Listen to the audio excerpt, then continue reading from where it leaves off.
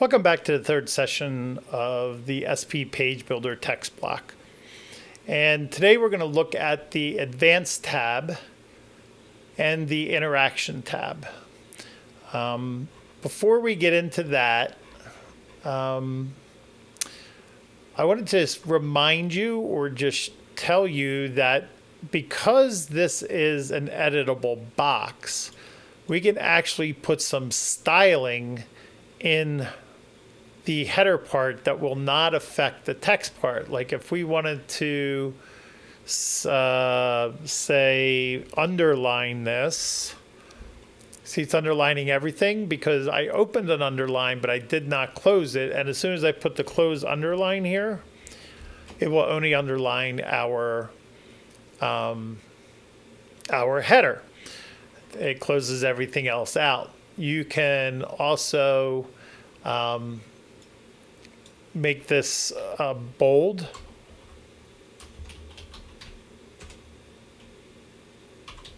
Strong is the language to make something bold. And notice because I didn't close the strong, everything is bolded underneath it. So if we close the strong here, you'll notice only this has become bolded, the rest of it is back to normal. But suppose we just really want to emphasize the first word. We can take this strong and put it just after our first word. Move the cursor back a little bit, put it in here, and now the word hour is a little bit stronger. There's not a whole lot of bold difference between the bold and regular font for lobster, but it is there. You can see it slightly. But because these are tags, we can also style them. And once again, this is probably beyond this tutorial, but I do want to show you something. So you can go strong and you can go style. If I could type, it would be better. Equals, open parentheses, and see, notice everything changed because it's wide open now. We're going to change the style to color yellow. End it with a semicolon, close the parentheses, and watch what happens. Now it's our first text block, and now the hour is a little bolder. It's a different color. But I just want to let you know that in this box, also in this box, you can put CSS coding. Now here you just see the CSS coding up the front. If you want to code in the actual box down here, you have to come into the menu and go into the coding brackets, and you'll wind up with this where you can put your code in. So a little beyond, but I did want to point that out before we move on. So right now we have our everything set up. We got rid of the float right on the headers. Everything's back to normal. So as we go into the Advanced tab, there's going to be a couple things that we're going to do to kind of make it easier to see what's going on here. The first thing we're going to do is we're going to duplicate this box. Now we have two identical boxes, and just so you can see what's going on here, we're going to edit this box, go into the styling, and we're going to go into the General tab. We're going to go into the color of the header and change it to green, which in hex code is 00FF00. And now we have this lime green header. Please don't use these colors. They're brutal, but they're great for training purposes. So we'll save that. And then we'll come back up to this text box. And now watch what happens. If we turn on custom positioning, it's in the fixed position, which means no matter where my page scrolls, this will stay fixed on the screen. And you can set it position-wise on every device. But basically, if you come back to 0, change this to 0, it will be the entire width of the screen anchored over here, and no matter what you do, you can't move it. Now, this is a little hard to see because things are over top of one another, but watch this. One thing that you have to be careful of. So what we're going to do, just to make this easier to see, is we're going to come back into the style. we're going to come into the background position of color and change it to white. Okay. Let's not change it to white. Let's change it to something gray, a little lighter gray. There we go. We'll leave it like that. Okay. And we'll save that. So now, when we get to our page, we can see that it is staying completely, let's turn the border back on and save it. No matter where our page is, it's completely immovable. However, it's also behind all of the items on the page. If you want this, suppose this is an announcement you need everybody to see and it can never move off the screen. You come back to the Advanced tab and change your Z index on the add-on and watch what happens. Now that it's up above 0, it is now above. You don't even need to go that high. You probably can be down in the 100s and you're going to be fine. But basically what this is saying, if this is all sitting at 0, this is above it. Now everything will scroll behind it. So Z position is a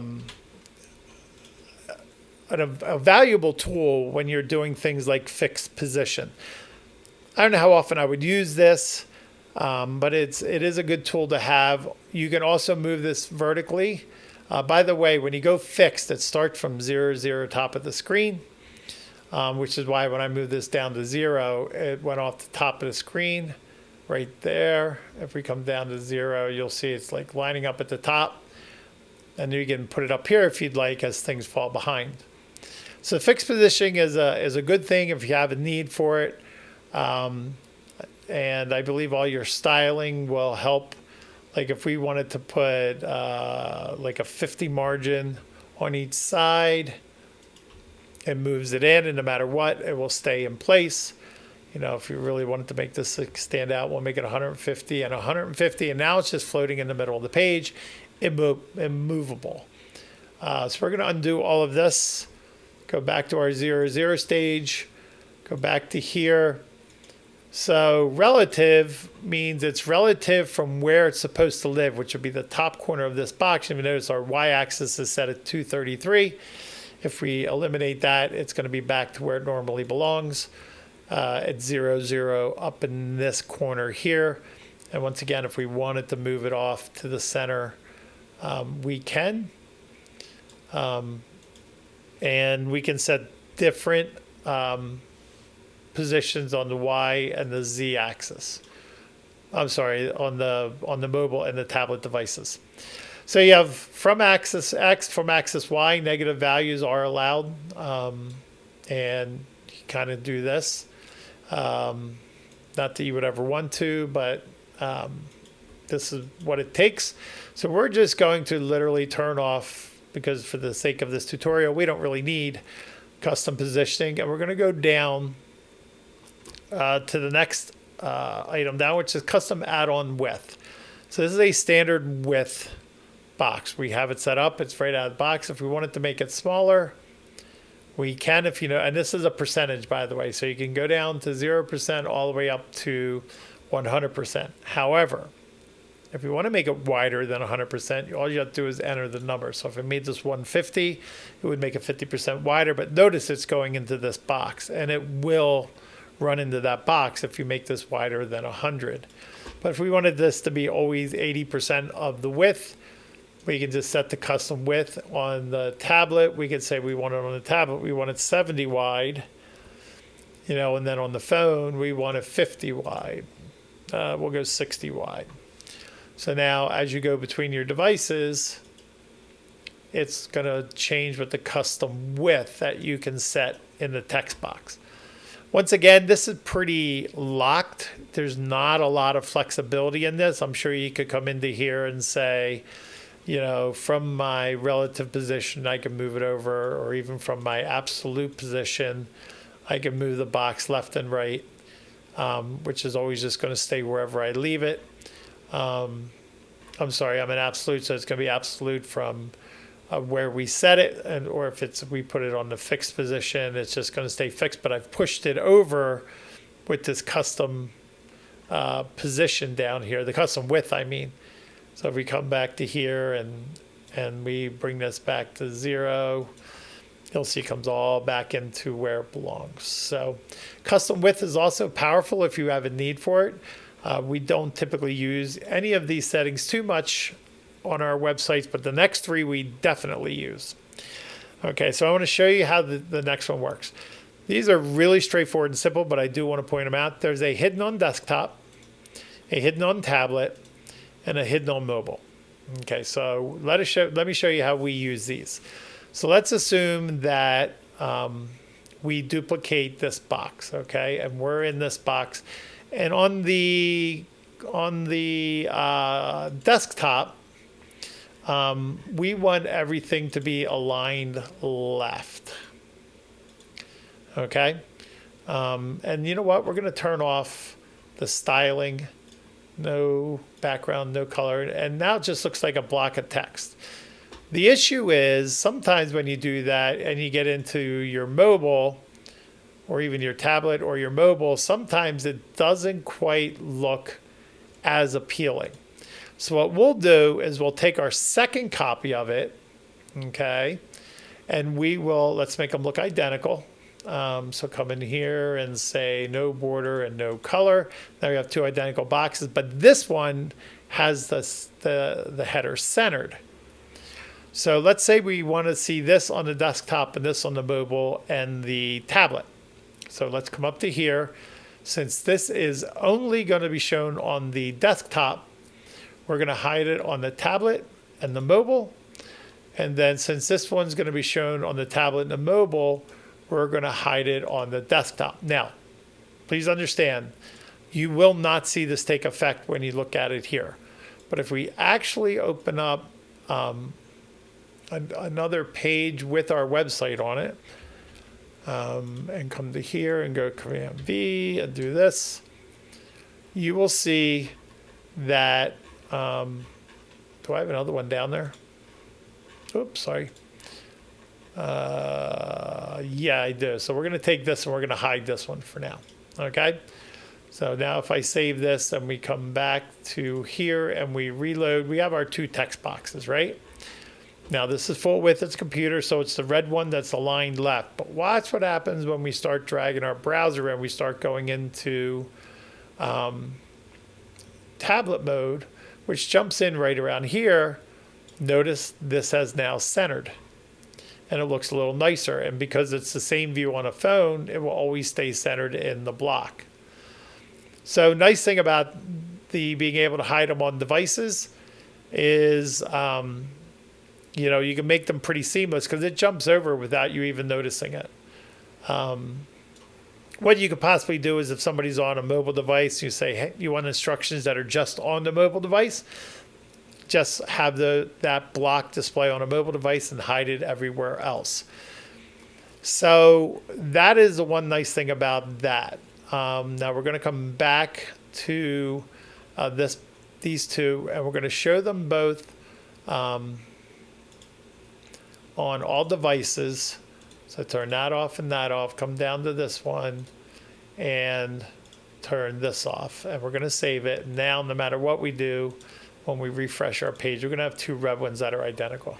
Well, one's pushed over because it's from the other one, but no matter what we do, they're going to stay both showing, okay, which is okay. Because I want to show you the next box. Well, let's, for the sake of argument, we're going to make these both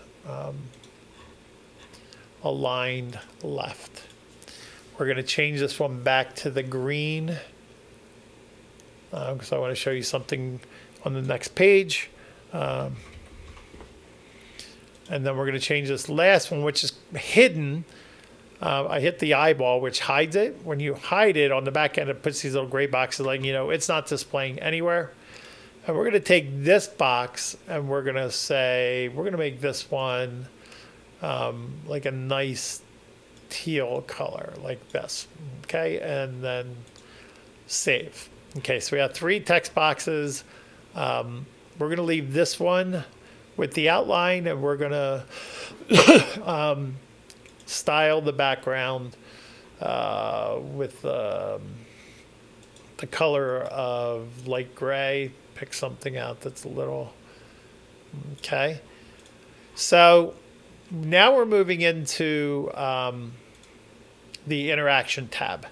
But before I do that, I'm going to style this one a little bit differently. We're going to say make this white, make the text color white, make the link color white so it all disappears. We're going to come down here and change our background color to a, let's go into like a deep green just so it stands out a little bit. That's not great, but let's see if we can pick another color. Deep blue. Okay, we'll go right there. We'll go with nice deep purple blue. Okay, so now we have this box, right? And if we save this and we go to the front end, you're going to notice it's the same exact thing on the front end, and you have this box here, right? For the sake of the tutorial, underneath this box, we're going to add a little more padding because I really want to show you something. Not padding, margin. We're going to change this to like 60. The reason I'm doing that is so when you see it on my monitor and you refresh, it's not even peeking up here. It takes a while to get to it, right? So interaction basically is turned off. There's a couple interactions you can have. We'll look at the bottom one first because it's kind of the easier one.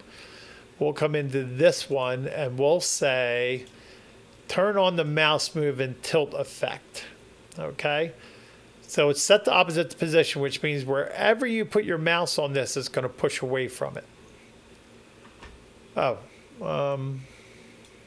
there we go. Sorry, the settings were set to 0. So you can determine how much it's going to push forward. I think it goes by increments of 5.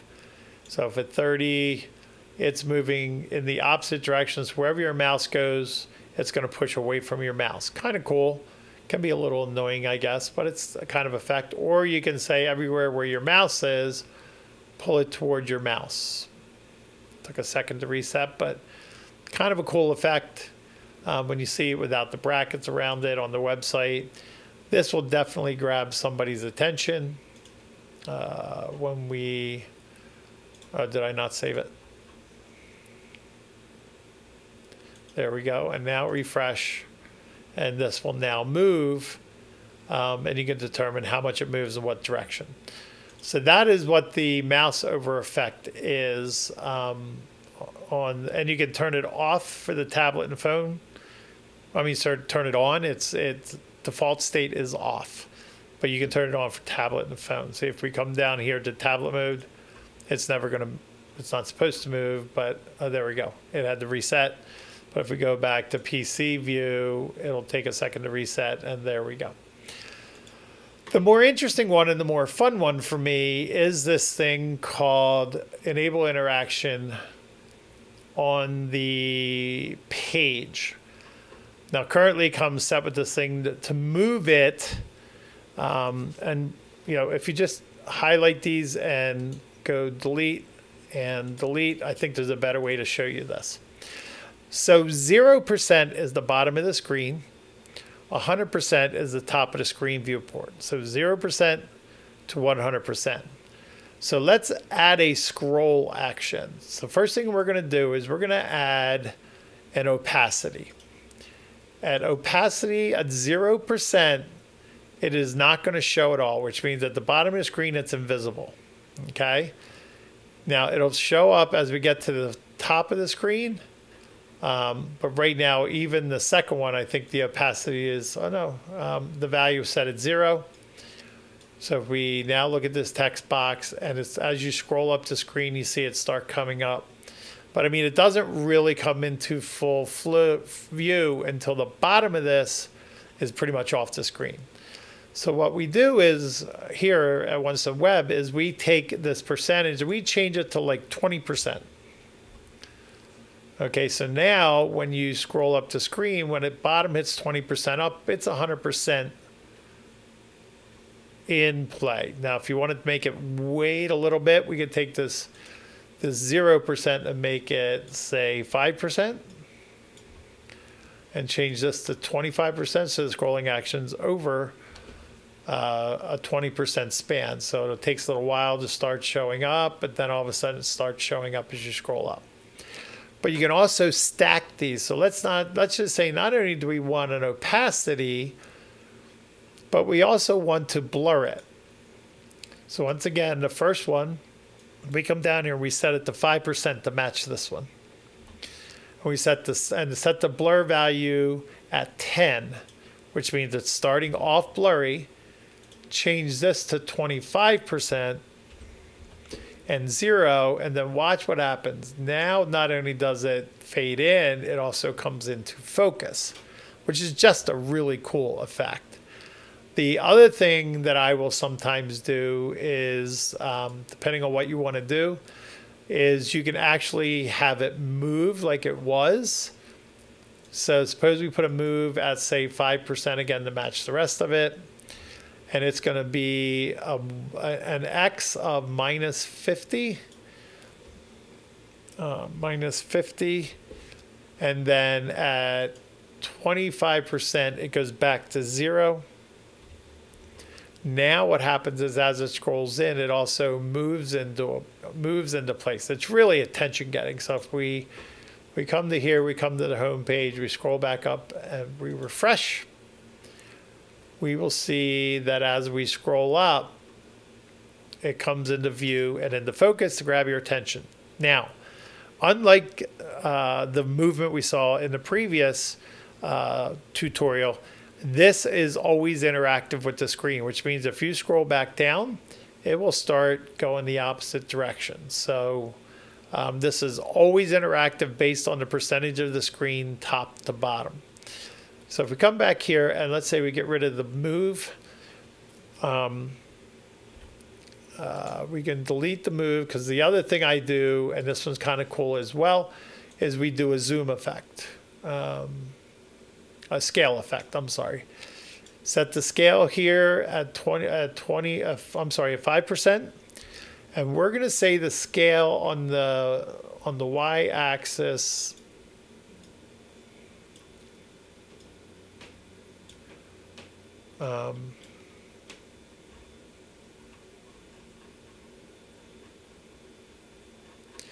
so we're going to set the scale on the z-axis, set the scale on the z-axis to 0.3. I'm sorry, these should be blank, not minuses. Or actually, they should be zeros, I guess. So 0 and 0. And we're going to take this and set this to like 0.8, which is 80%. And that's and we're going to make this at the 5%. Then we're going to take, forgot to get rid of the move. Delete. Take, what did I do? Delete. Take this one, set it to 25%. And we're going to leave it at 1. So here it's 80%. And here it's 1. And then when we save this and come into here, you'll notice that not only does it come into focus and come into view, but it also zooms up a little bit. That might be a little much, but it does zoom up. What did I actually set this at?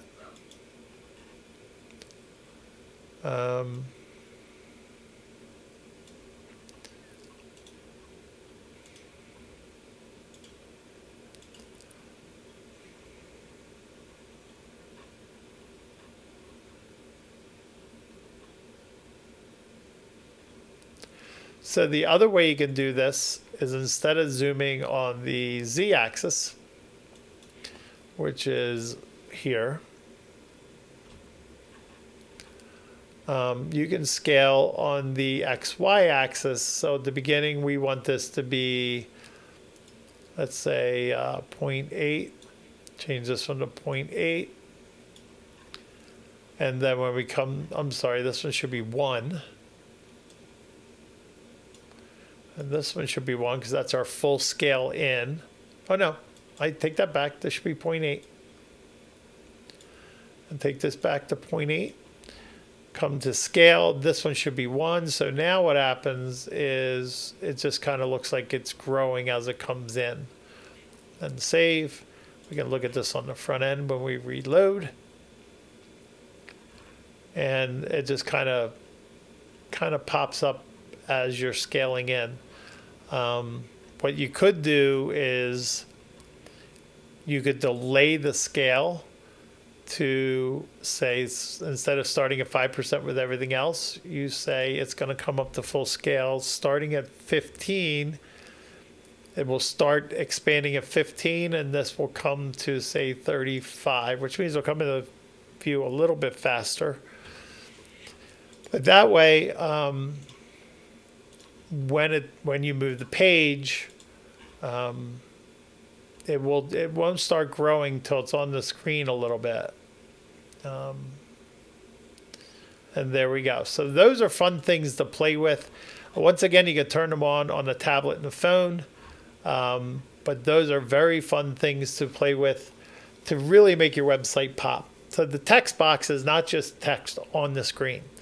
It can be very, very powerful using some of the tools. My caution on this scrolling interaction thing is don't overdo it. When they first put this thing out as part of SP Page Builder, I was having things fly all over the page. It was the coolest thing ever, but it distracted people so much they didn't want to look at the website. So use it very minimally to really make something pop and stand out. So that's basically it on the text box. Next time we hope to see you, and we'll learn about another aspect of SP Page Builder. Once again, if you found this video helpful, or you find this channel helpful to learning how to build websites, please like the video, please subscribe to the channel, please leave any comments or questions you have below. Anything that is asked in the questions or comments below, I will get back to you either in another video, or I will respond to you in the comments. Thanks for watching.